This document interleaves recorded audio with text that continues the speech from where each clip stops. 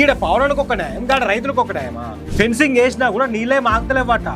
ఇది ఎట్లున్నదంటే సముద్రం నీళ్ళు దాకా ఉప్పు తక్కువైంది అని అంటున్నది. ఇంకా చెరువుల కంచె కూడా వేసిన పవన్ అన్న ఇంకా తప్పు అని అంటున్నారు రంగనాథ్ సార్.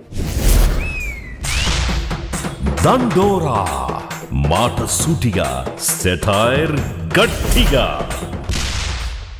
నమస్తే అందరికి, నేను మీ గోపి అలాంటి.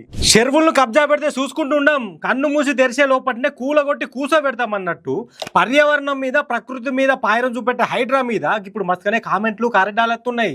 కారణం ఏంటంటే కోడి చెరువుల ఏపీ చిన్న సీఎం పవన్ అన్న భూమి ముచ్చటే.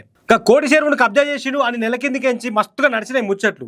ఇప్పుడు పంచాయతీ మీద మాట్లాడిండు హైడ్రా కమిషనర్ రంగనాథ్ సార్. 6 ఎకరాల పవన్ అన్న భూమి చెరువులే ఉన్నదట, ఓ 3 ఎకరాలేమో బయట ఉన్నదట. అంటే 7 ఎకరాలు FTL లోపల ఉన్నాయి, ఓ 3 ఎకరాలు FTL బయట ఉన్నాయి అని ఖుద్దు హైడ్రా కమిషనర్ చెప్తున్నాడు. ఇంకా చెరువుల కంచె కూడా వేసిన పవన్ అన్న గా తప్పు అని అంటున్నారు రంగనాథ్ సార్. 7 ఎకరాల భూమి FTL ఉన్నా కూడా చెరువేం నాశనం కాలేదట.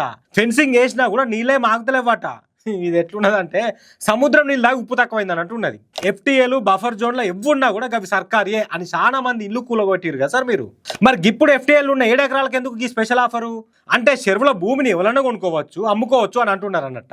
ఇక అది రంగనాథ్ సార్కే తెలవాలి. కానీ కొన్ని తరాలకెంచి కొన్నేళ్లకెంచి సాగు చేసుకుంటే పంట భూములను సర్కారియే అని శంషాబాద్ మండలం బహదూర్ గూడెంలేమో 650 ఎకరాలకు ఫెన్సింగ్ వేసిరు హైదరాబాద్. ఆ ఊరి రైతులను ఆగమాగం చేసిరు పోలీసులను పెట్టి. గీడ పౌరానికి ఒక న్యాయం గాడ రైతులకు ఒక న్యాయమా? పౌరు పలుకుబడి ఉంటే ఒక తీరు, పేదలైతే ఒక తీరా అని గట్టిగానే మాట్లాడుతున్నారు చాలా మంది పబ్లిక్. ఇక కోడి చెరువు ముచ్చట్ల పౌరన్న ఎటువంటి తప్పు చేయాలని హైడ్రా కమిషనర్ రంగనాథ్ సారే చెప్పినాక ఇక పంచాయతీకి శుభంకారం పడ్డట్టేనా లేదా అనేది ముంగడు చూడాలి మరి.